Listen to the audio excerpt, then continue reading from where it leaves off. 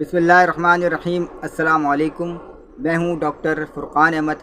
आपको हमारे channel homeo star official पर खुशामदीद। होम्योपैथिक में एक मेडिसिन है जिसका नाम है आर्निका।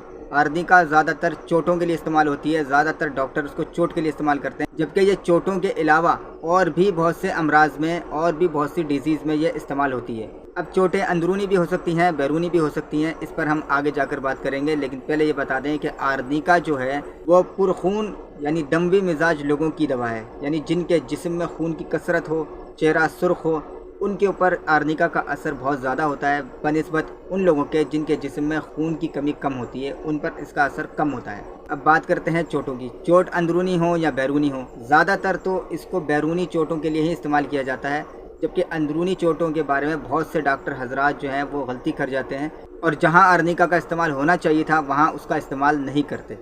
इस वीडियो को बनाने का मेरा मकसद सिर्फ ये है कि डॉक्टर हजरात जो हैं बैरूनी चोटों के लिए इसको इस्तेमाल करते हैं, जबकि अंदरूनी चोटों के लिए भी इसको इस्तेमाल करें।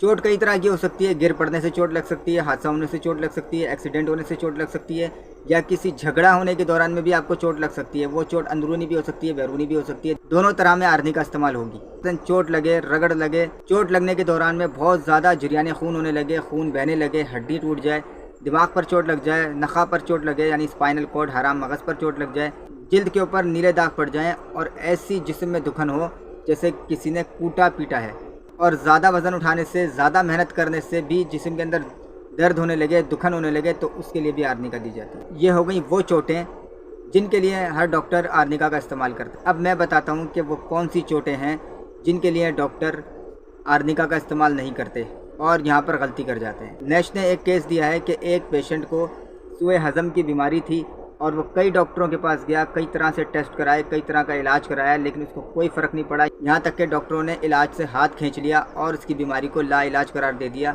और वो फिर होम्योपैथ डॉक्टर के पास आया और होम्योपैथ डॉक्टर ने हिस्ट्री ली तो उसने बताया कि मैदे के ऊपर घोड़े की लात पड़ गई थी, जिसकी वजह से उसको ये बीमारी हुई। तो यानी कि घोड़े की लात मैदे पर पड़ी तो चोट पड़ी ना।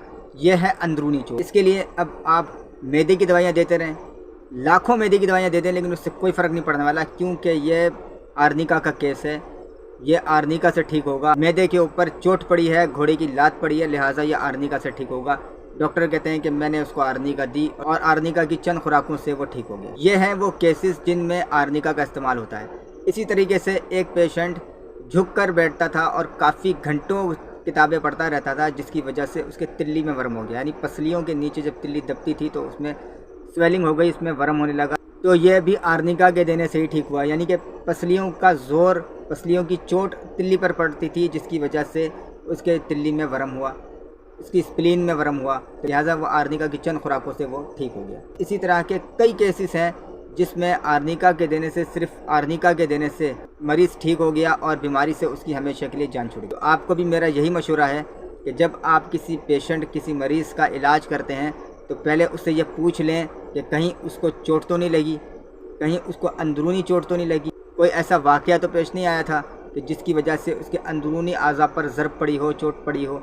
और अगर ऐसा है तो वह आर्निका की चंद खुराकों से ठीक हो जाएगा। अगर आपको मेरी वीडियो पसंद आई हो तो इसको लाइक कीजिएगा, शेयर कीजिएगा और सब्सक्राइब करके बेल आइकन को ज़रूर दबा दीजिएगा, ताकि मेरी हर आने वाली वीडियो आप तक बखूबी पहुँच सके।